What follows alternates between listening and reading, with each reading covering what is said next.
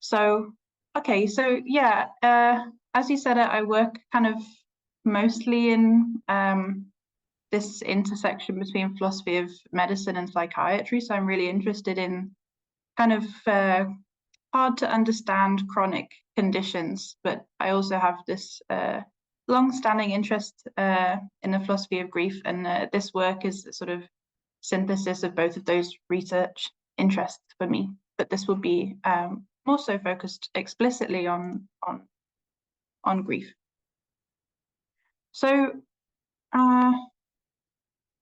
what am I going to do? I'm going to try and say something interested about distributed self-narratives, and I'm going to do that through the lens of looking at relationship loss. So I'm going to put forward a form of distributed narration, which I'll call narrative deference, which is stronger than what is currently seen in the literature on distributed narration. And I think hopefully this kind of nicely connects some empirical work in the cognitive sciences with some phenomenological literature, which emphasizes the role of experienced possibilities. So I became interested in this topic for kind of two principal reasons. So one is some statistics that I stumbled upon about the risk of having prolonged grief disorder, or kind of prolonged grief reactions, and dynamics of dependency in close relationships. And the second was one of the responses that we got in Matthew Ratcliffe's just finished, but what had been a 4-year project on grief, where he collected a lot of first-person testimony on grief, and one person had written about how they'd previously lost their parents, and now they'd lost their siblings, such that they were now the only person that was alive that remembered their sort of childhood years. So they had written, "My childhood is now only remembered by me. I'm an only child, so that time seems completely inaccessible." And I thought this was a really interesting description, and I wanted to think about what was going on there, what we could say about it philosophically. So just to set the scope of the types of relationship loss that I'm interested in, so I'm focusing on contexts where there is either a fully lost or a substantially changed relationship with a significant other.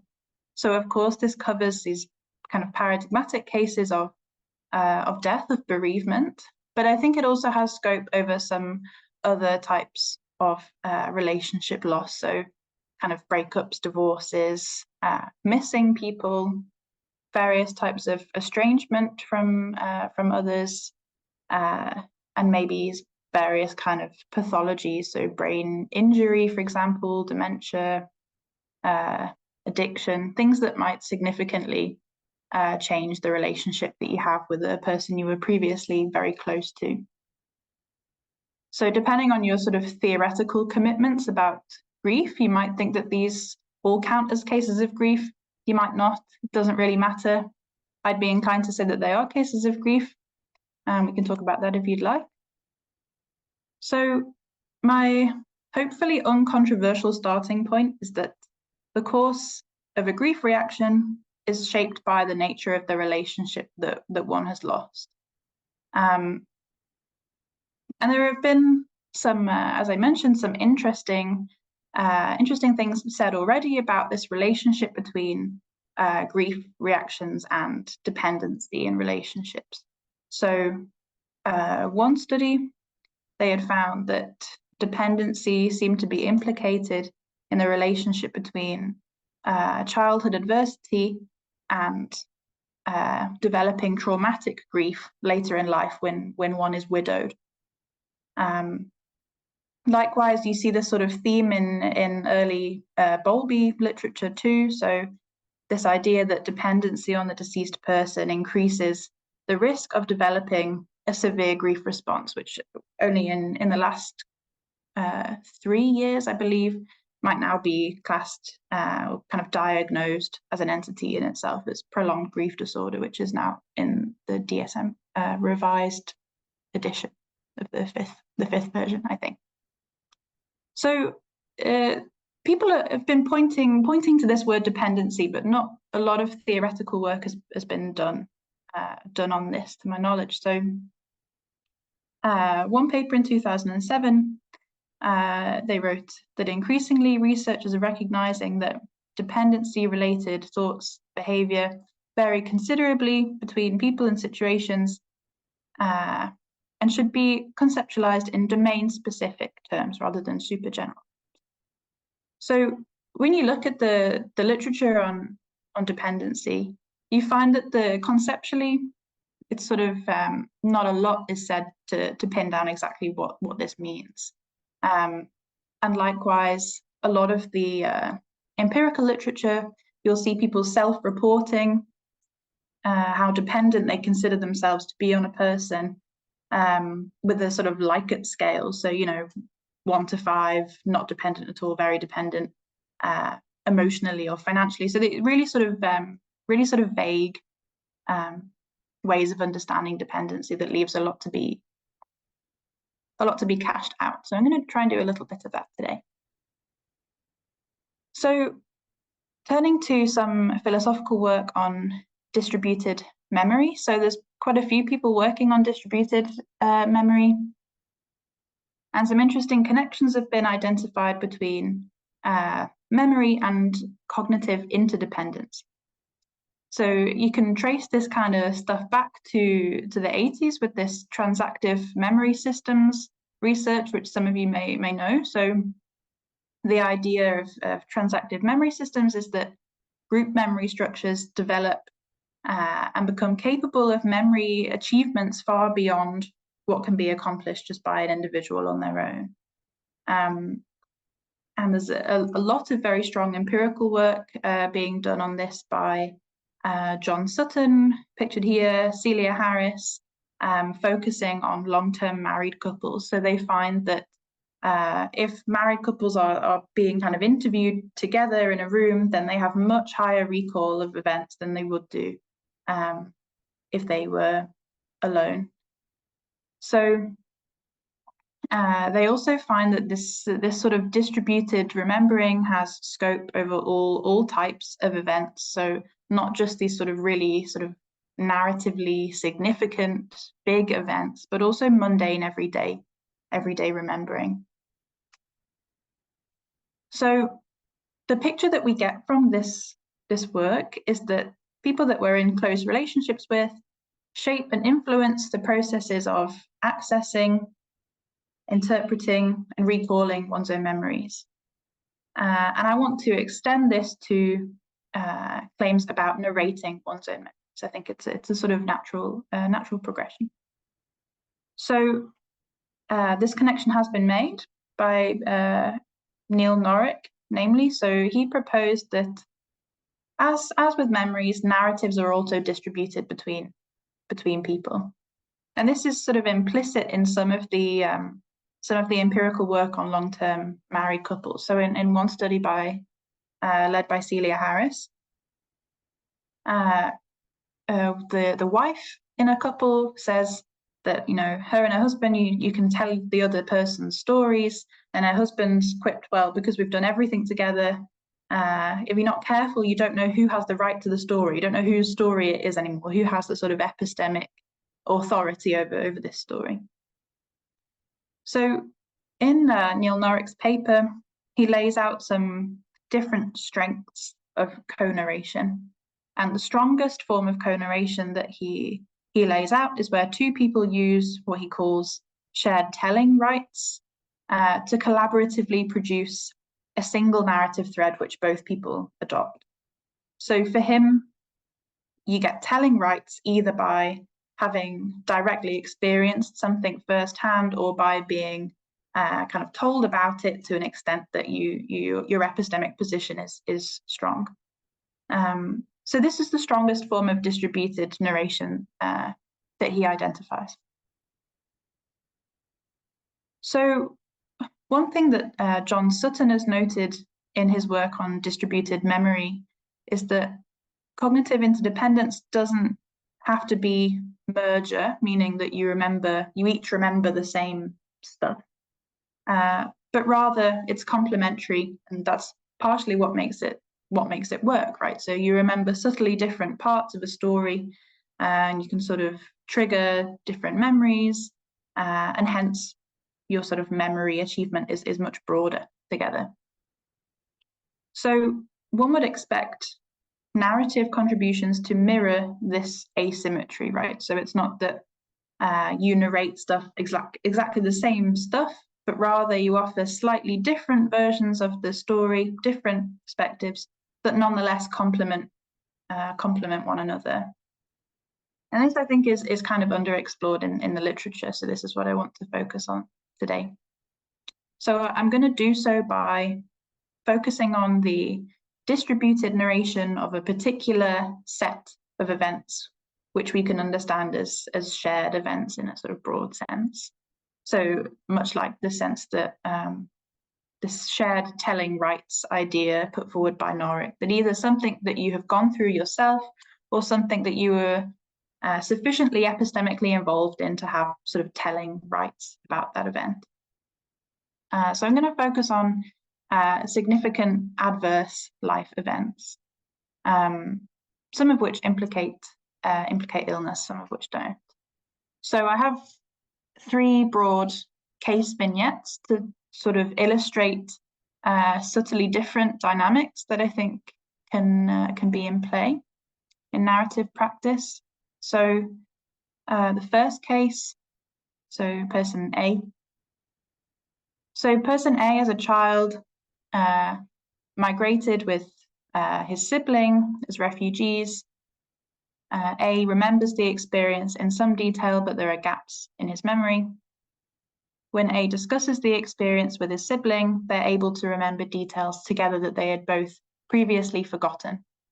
And they can test memories out on one another in order to establish consensus. So maybe one person remembers what age they were when something happened, another person remembers maybe how kind a certain person was. And they sort of are deeply collaborative in figuring out the so-called truth of what they experienced. So in case 2, person B, so B's father was abusive to him in front of his mother when he was a young child. Now, later in life as an adolescent, he has fairly few memories of this and tries to avoid unlocking them. But as he matures, he starts to ask his mother more questions about what happened and how she believes that it's affected his subsequent character and behavior. So maybe as he starts to have romantic relationships and notices patterns in his behavior, maybe starts to become curious about what's happened and starts to dig and take a look at what his mother's interpretation is of how these events have impacted his identity. And when she does that, he often doesn't remember the events that she describes, but they have this sort of quality of making sense, and he trusts them. He trusts that she's right. So in case 3, so C is a person who suffers from functional seizures, so non-epileptic seizures. They're kind of, to the outside, are completely identical to an epileptic seizure, but there's no neural activity consistent with the seizure. So C is dependent upon her partner for details about her behavior to know when a seizure is likely to come. So introspectively, she often doesn't anticipate that a seizure is around the corner, but she trusts that her partner can tell and can say, you need to stop. C depends on her partner's judgment to interpret and make sense of her feelings before, during, and after seizures.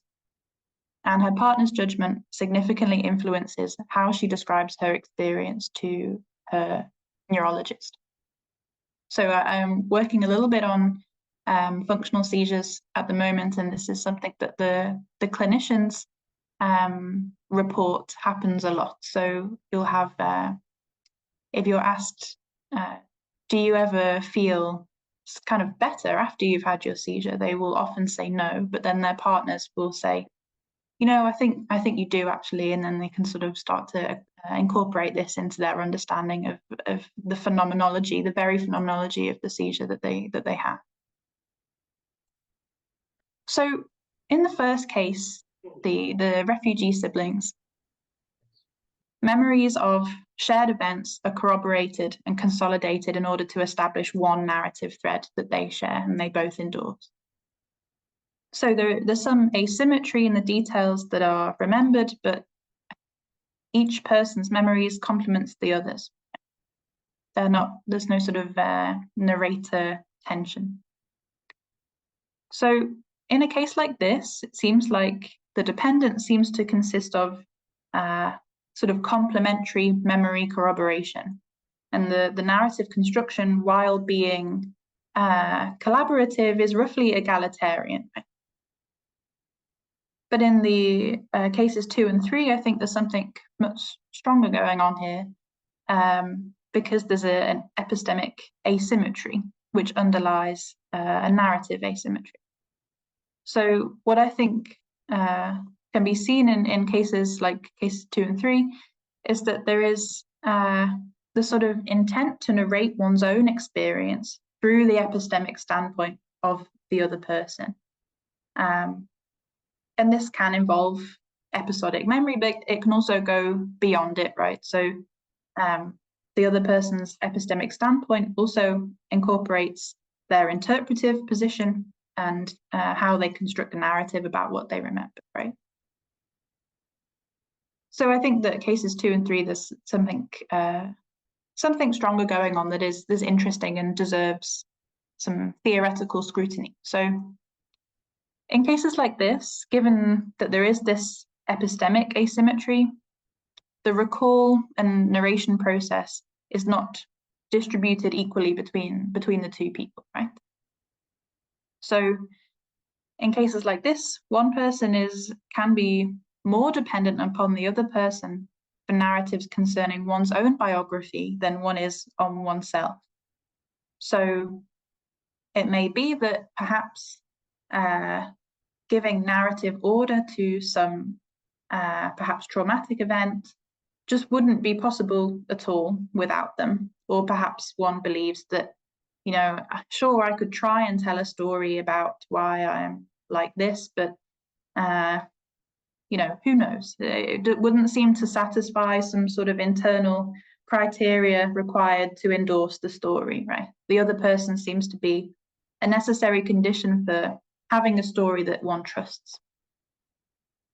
So this, I don't think, is so much about co-narration as consensus seeking in this sort of egalitarian cooperative sense, but something stronger.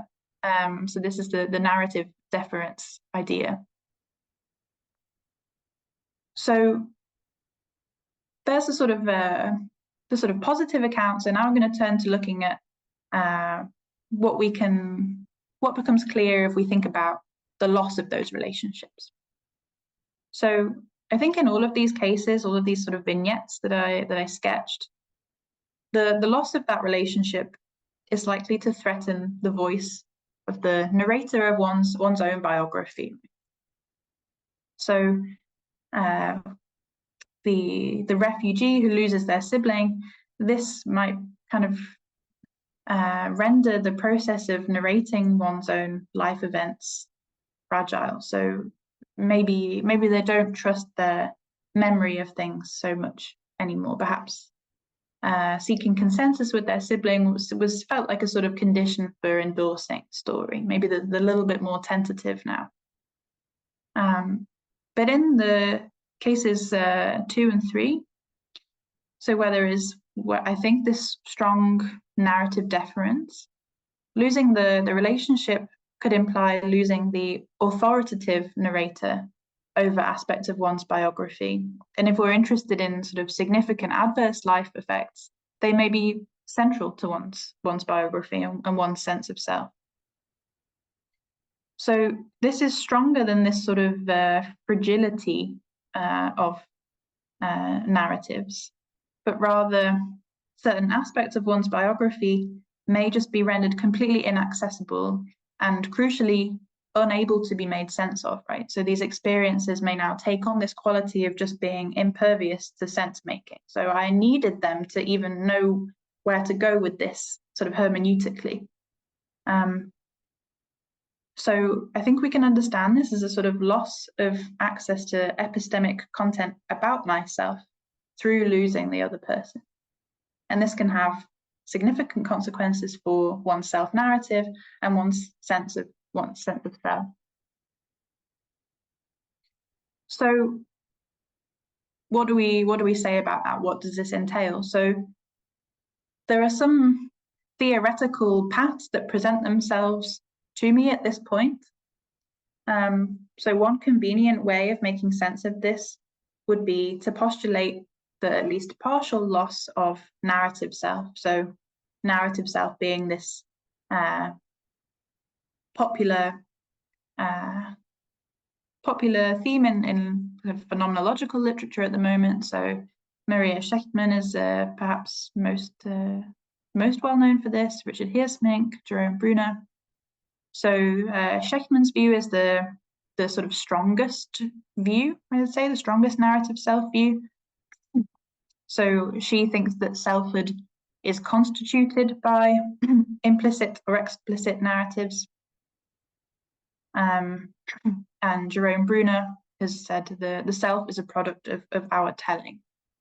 So the nice thing about this narrative self idea, one of the nice things, is that it acknowledges the extent to which self-narration, which necessarily implicates other people, is central to our identity. It's not just this sort of incidental thing, right?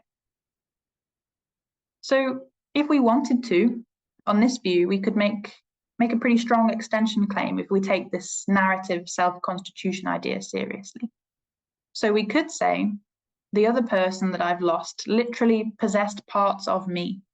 So I adopted my self-constituting narratives through them. They are the bearer of those narratives, and therefore were the bearer of some parts of me. So on this view, you could say things like, a part of me has died, and in some sense that could be literally true. So I don't want to go down that route, as tempting as it is as a sort of neat little theoretical package, but I think it misses something important. And some people have picked up on, I think, some of what's lacking about this sort of framing. So some people, Dan Zahavi, Alan Custer has done a lot of work on this. Some have queried this sort of overemphasis of narrative self and argued that it fails to acknowledge a deeper, more embodied dimension of selfhood. And crucially, the way that these embodied dimensions of selfhood relate to narrative. They're in this dynamic interplay with the stories that we tell. So I really like some work that Alan Custer has done on this. One 2017 paper where he offers this sort of scalar approach to narrative embodiment. So he distinguishes between three broad categories of experience. So on the one hand, you have experience which completely defies narration. It could not be given narrative form, however hard one tried.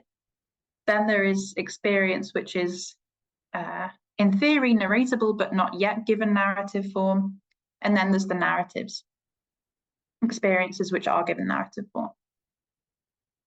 So inspired by some of his own work as a narrative therapist, he has suggested that therapists can help to lend narrative form to confusing experiences which exist within this sort of narratable but not narrated domain, which have this sort of uncanny, paradoxical quality of belonging to oneself, but also having control over oneself.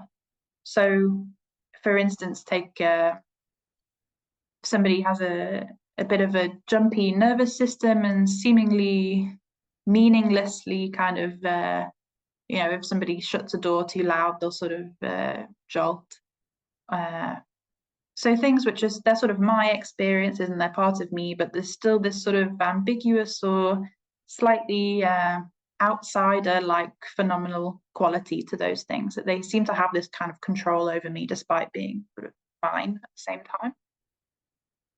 So a nice quote from the paper, he says, bringing narratable experiences to articulation can provide an increased level of agency and remold the dispositions and character traits that would otherwise control me from beyond.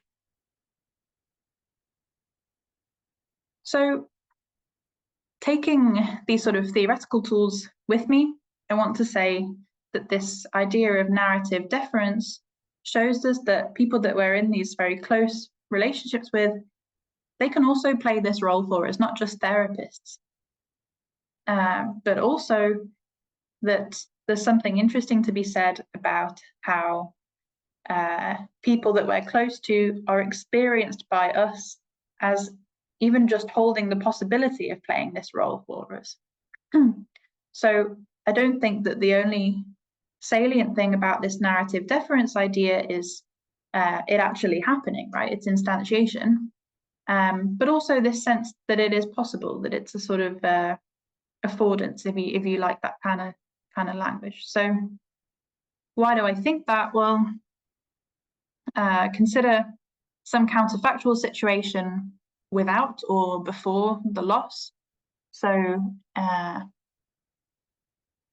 you can think of cases in which you still have this close relationship with a person, and you know that they have a lot of information stored up about you that's could be very significant for your life narrative and how you understand yourself, but you're carrying on with plenty of that unlocked, so plenty of that remaining within this this realm of narratable but not narrated experiences. So you think, well, yes, I have this kind of slightly odd character trait that I sort of suspect is maybe a bit related to this experience, but I don't really remember that thing, and so I wouldn't really know where to start. And I'm sure I could ask them and start to craft a convincing story about it, but I couldn't do it alone, and I don't want to have those conversations yet. So you hear this kind of thing when people lose older generations, grandparents or so on. You say, God, I wish I had asked. There's all this information that relates to me that I could have accessed and I didn't, and now it's gone. So I think this is a theme that you see in lots of corners of grief experiences. So even if we're in this kind of situation where a person is not yet lost, but there isn't this active narrative deference, this doesn't mean that there is no role for the other person, I think. So I think there's something important and significant about merely this expectation that one could defer to the other to construct these narratives. So merely that the other person is experienced as accessible in this way, I think, can sustain the sense of possibility that phenomena that's inarticulable can be given meaningful narrative form if one elects for it. So that story is there to be told if one chooses. But how do we make sense of what this sort of sense of the possible consists of? Well, I think trust is key for making sense of this.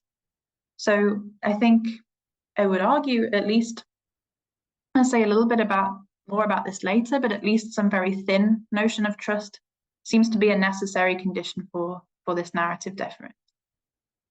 So the reason for this is that this kind of epistemic asymmetry, so one person remembering more stuff than you, doesn't guarantee that there will be this narrative asymmetry. So my distant relative may remember things about my childhood very differently to me, but this is by no means sufficient for me to endorse their version or their narration of those events, right? There needs to be some sort of trust at play, I think, for this to hold. So in these sort of the high dependency cases that I sketched in the vignettes, I already suggested it's not just it's not the stories themselves that are trusted, but there's something preceding that, right? The person's capacity to even tell a story that you trust. That's the trust comes before the narrative is complete. So I think trust in the other is the thing that sustains this possibility that inarticulable phenomena can be given meaningful narrative form, if one chooses. And I think that there is a deeply affective dimension to this, which also seems important, especially if one is to incorporate embodied experience into the picture, more so than is done by the strict narrative self view. So I think the affective scaffolding literature is a very useful framework with which to make sense of this affective dimension. So there is the paper by Giovanna Colombetti and Joel Kruger, which I think is very has a useful quote here. So they say, part of the reason that we experience intimacy with family and friends is because we know what sort of affective feedback we can expect from them. So the person that we're in this close relationship with, we can consider that person an affective scaffold, somebody who kind of sustains certain affective states, makes certain affective states possible for me, insofar as they are trusted over time to reliably make possible an understanding through narrative of certain phenomena that without them would otherwise evade narrative order. And I think it's important to acknowledge the affective dimension of this, right?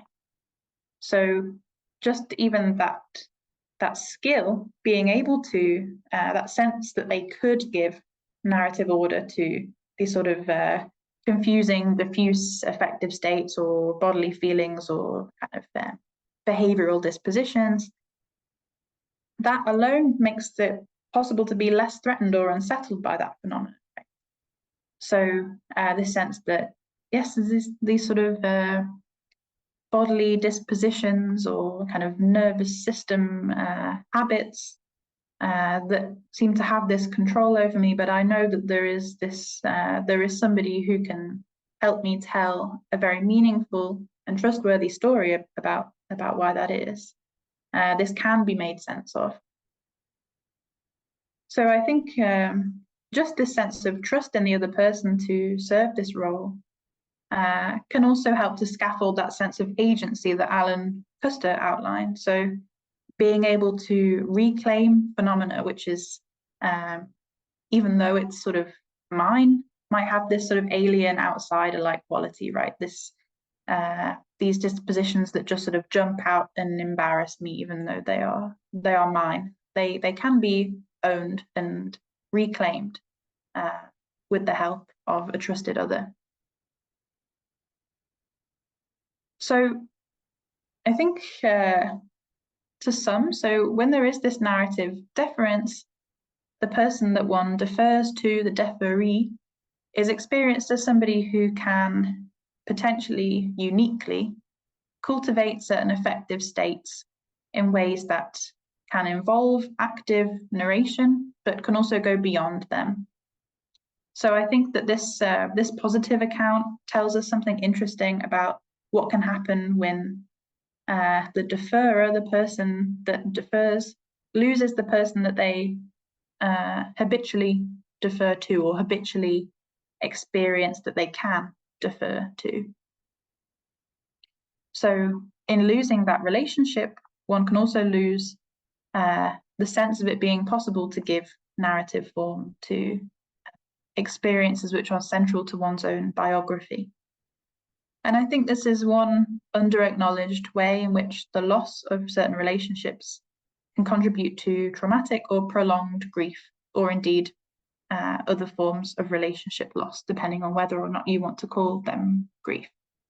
So just while I close, so something that has become increasingly salient to me as I've worked on these ideas and spoken to more people, maybe it says something about how common it is to have these sort of not so healthy kind of pernicious relationships. But in when I talk to people about these ideas or in Q&As, you tend to get this kind of, oh, but this can be really, this could also be a pretty dark thing, right? this narrative deference. So while I focused on maybe what's good about it, I think there's also an important story to be told about things that cannot be so good with this narrative deference dynamic. So while I said that I think trust is necessary for narrative deference, I think it's only a very thin notion of trust that is required. So I think one, there need not be complete harmony between narrators, but a very thin notion of trust could still sort of make this narrative deference possible. So there may be tension between the co-narrators, and I think the recent literature on gaslighting, maybe something we could understand gaslighting in these sorts of terms. So there's a sort of tension between people's interpretations of events, but ultimately there is this sufficient trust to allow that narrative deference to take hold. And perhaps as well as the sort of strength of the trust, it would be important to think about the strength of the trust relative to trust in oneself. So if one has very little trust in oneself and one's interpretation of events, even events that they have experienced, if they trust the other person at least marginally more, narrative deference can also take hold. So I think this we could see this in certain unhealthy romantic relationships, certain unhealthy parent-child dynamics, and also in relationships between patients and therapists. So I've spoken to some therapists who are interested in phenomenology who have attended a workshop recently, and they said, oh well, this is kind of basic how to be a good therapist stuff, you know, to the role of the therapist being to expand narrative possibilities rather than restrict them or sort of delineate them. So I just wanted to acknowledge the dark side of narrative deference, because I think there's plenty to be said about that. But that's all that I have to say today. So here are some of the references from the talk that I mentioned.